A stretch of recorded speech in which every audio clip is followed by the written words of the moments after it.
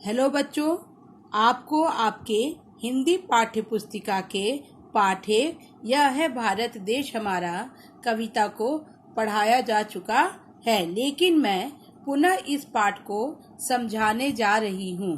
बच्चों, इस कविता में कवि ने भारत की महानता और विशेषताओं का उल्लेख किया है। जैसे पहली विशेषता है हिमालय पर्वत, जो प्रहरी के समान हमारे देश के उत्तर में विराजमान है। धरती पर इस पर्वत का कोई जोड़ नहीं है। दूसरी विशेषता देखिए बच्चों, इस देश में अनेक पवित्र नदियां बहती हैं, जिसमें से गंगा नदी सबसे पवित्र नदी मानी जाती है और इसका पानी अमृत के समान मीठा होता है।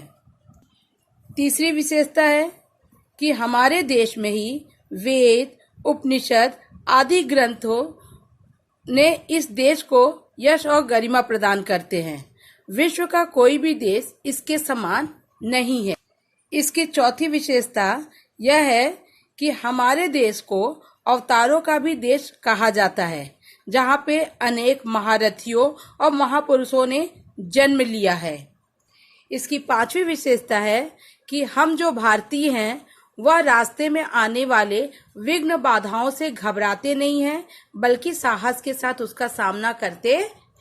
इसकी छठी विशेषता यह है कि हमारे धरती की जो भूमि है इतनी उपजाऊ है कि यह हमें खाने के लिए चावल, केला, अन्न, मधु, मेवा आदि देते हैं और हमारे देश के इस भारत भूमि पर अनेक प्रकार की खनिज संपदाएं भी मिलती है।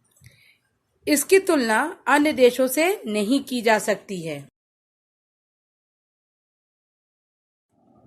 बच्चों, कविता की जो पंक्तियां हैं उनका हम सप्रसंग व्याख्या करेंगे। व्याख्या को कैसे किया जाता है उस पर ध्यान दीजिए।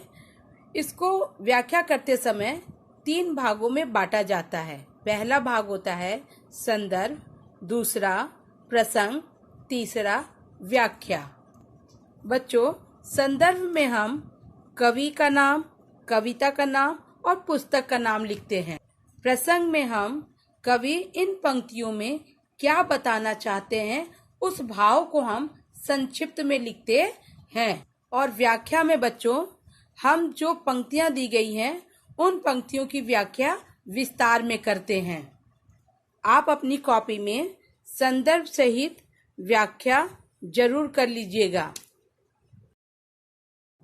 बच्चों, आपको अपने स्वयं विवेक से इस प्रश्न का उत्तर लिखना है।